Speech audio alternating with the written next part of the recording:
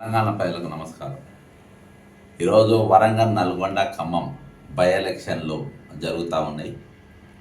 ఈ ఎన్నికలకు గాను డిసెంబర్ 15 నుండి యాదాద్రి భువనగిరిలోని స్టేట్మెంట్ ఇచ్చి దాదాపు 570 ప్రభుత్వ కార్యాలయాలను, దాదాపు 80కి పైగా కళాశాలలు, హాస్టల్ వాళ్ళను, అనేకమైన గ్రౌండ్లు, మార్నింగ్ వాకర్స్ను, వివిధ సెక్షన్స్ నిరుద్యోగులను అందరినీ కూడా కలిసి నాకు మద్దతు తెలపమని అడగడం జరిగింది. మీ ప్రశ్నించే వాణిగా, మీ గొంతుగా నేను కౌన్సిల్కి వెళ్తా, మీ పర్సనల్ గ్రీవెన్సెస్ కూడా నేను వినిపిస్తా అని చెప్పినప్పుడు చాలా మద్దతు.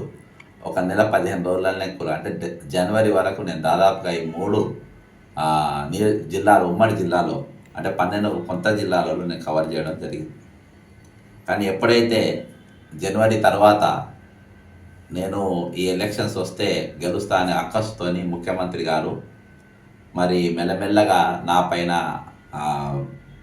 ఆయన ఆలోచన చేస్తూ ఇటీవల ఆయన బల్మూర్ వెంకట్ అని ఒక ఎమ్మెల్సీని మధ్యలో పెట్టి ఒక మనిషితోని దీక్ష చేయించి ఆయన కొంచెం పాపులర్ నిరుద్యోగుల మధ్యలో చేసి నా ఓట్లు చీల్చదు, ఎందుకంటే నిరుద్యోగులు ఏం చేసినా ప్రభుత్వానికి వేయరు కాబట్టి ఆ ఓట్లు నేను వేసుకోవాలనే, చీలాలనే ఉద్దేశంతో ఒక ఆయన రంగంలో దింపిన తర్వాత ఈరోజు అది కూడా విఫలమవుతున్నది. అక్కడ కూడా ఓట్లు చీలే పరిస్థితి కనబడతలేవు. కాబట్టి నెక్స్ట్ నాది అసలు పోటీలో లేకుండా చేసే ప్రయత్నం చేశాను. అందులో ఈయన సీనియరు, ఈయన మీద ఏమో డాగులు మచ్చలు లేవు, కేవలం మమ్మల్ని ప్రశ్నిస్తుండు ఇచ్చిన మేనిఫెస్టో మీద అని కొన్ని చిన్న చిన్న ఆరోపణలు చేసి షోకాజ్ నోటీసులో కూడా తలతో కలిగిన షోకాజ్ నోటీస్ ఇచ్చి నన్ను సస్పెండ్ చేయడం జరిగింది. ఎందుకు? ఇప్పుడు క్యూ న్యూస్ అధినేత అయినటువంటి, గతంలో నాకంటే ముందు 2 సార్లు ఎమ్మెల్సీగా పోటీ చేసి 2 సార్లు కూడా ప్రజల నుండి వ్యతిరేకత రావడం, ఆయన గెలవకపోవడం, మళ్ళీ ఈ మధ్యలో మాత్రం ఇంకా చాలా పబ్లిక్లో బాగా నెగిటివ్ ఆయన మీద ట్రోల్స్ అవుతూ ఉన్నాయి, నెగిటివ్ వాయిస్, నెగిటివ్ కామెంట్స్. ఆ నెగిటివ్ కామెంట్స్ ఆపుకోనికి ఆయన ఏకంగా ఒక 20-30 మందిని పెట్టి అన్ని ఛానళ్ళల్లో అవే పేర్లతోని కామెంట్స్ వస్తూ ఉంటాయి. గెలిచిండు, గెలిచినట్టే, దయచేసి ఓటేయండి అని అవే కామెంట్స్. గెలిచినోడికి మళ్ళీ దయచేసి ఓటేందుకు? కాబట్టి బక్క చేస్తారు కానీ మీరు ఏం చేసినా మీరు గెలవరు అనేది ఇవన్నీ కామెంట్స్ పెట్టుకుంటూ వస్తూ ఉన్నాం.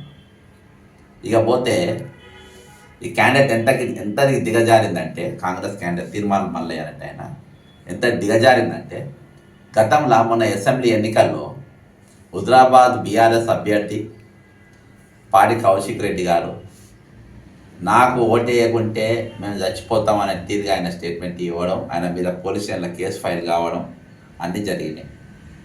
సేమ్ అది ఈజీ అనుకుందో ఏందో 15వ తారీఖు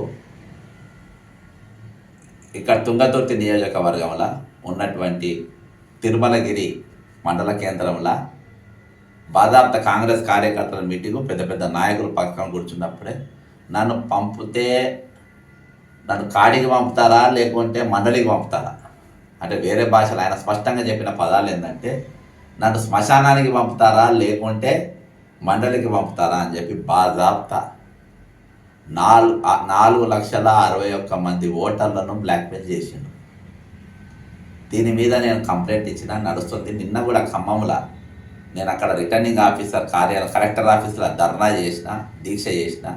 వాళ్ళు మేము చర్య తీసుకున్నాం, పైకి పంపుతాం అన్నారు. యాక్చువల్గా ఇవాళ నల్గొండలో రిటర్నింగ్ ఆఫీసర్ కాడ అక్కడ నేను మౌన దీక్ష చేద్దాం అనుకున్నాను. కానీ ఇంకో 2 రోజులు టైం ఇస్తా వాళ్ళకు. 2 రోజులు టైం ఇచ్చిన తర్వాత నేను దాని మీదకి వస్తాను. ఈరోజు ఎందుకు 2 రోజులు టైం ఇస్తున్నానంటే, ఇప్పుడు నేను కూడా ప్రచారం చేసుకోవాలి. అందులో ఇంకోటి, ఇక ఎట్లన్నా పోయి ఎప్పుడైతే 15 తారీఖు తర్వాత నిన్న దీక్షలో కూర్చున్న తర్వాత ఇక జడ్సన్ గెలుపు ఖాయం, సైలెంట్ ఓటింగ్ అనేది పోతుంది అనేది ఇంటెలిజెన్స్ రిపోర్ట్స్ ఆయనకు వచ్చిన తర్వాత నా మీద ప్రయోగించడానికి ఈరోజు పెద్ద పెద్ద మంత్రులను ఈరోజు దింపిండు. ఈయన ఏ మంత్రినో వదలలేదు.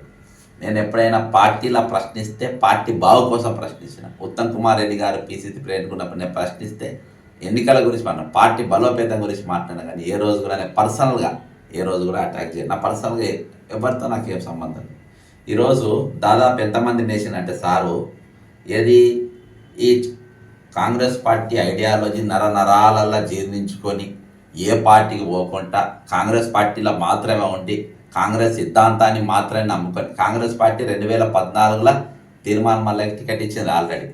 కానీ కాంగ్రెస్ పార్టీనైనా నమ్ముకున్నట్టు కాంగ్రెస్ సిద్ధాంతాలని మొత్తం శరీరం అంతా పెట్టుకున్నట్టు ఈరోజు ఆయన ఎట్లనే గెలవకుంటే దేశానికి నష్టం, రాష్ట్రానికి నష్టం అనే తీరుగా ఇది మన ఛాలెంజ్గా తీసుకోవాలని దాదాపు 34 మంది ఎమ్మెల్యేలు మంత్రులను కలిపి ఇన్ఛార్జ్గా వేయడం జరిగింది.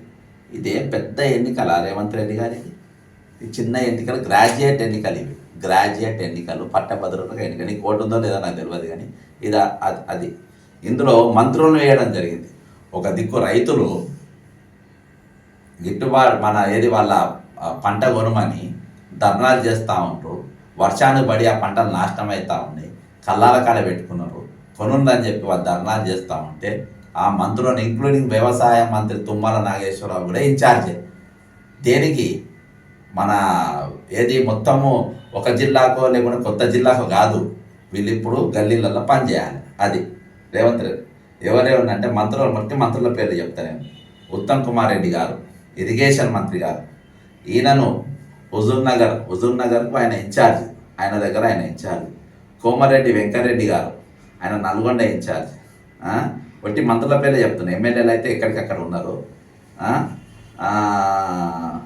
వీళ్ళందరూ కొండ సురేఖ గారు వాళ్ళు ఇన్ఛార్జ్. సీతక్క గారు ఆమె ఇన్ఛార్జ్. మళ్ళా సీతక్క గారు ఇన్ఛార్జ్. మళ్ళా తుమ్మల నాగేశ్వరరావు గారు, పొంగిలేటి శ్రీనివాసరెడ్డి గారు, మళ్ళా లాస్ట్కు బట్టి విక్రమార్క గారు కూడా ఇన్ఛార్జే, ఉప ముఖ్యమంత్రి.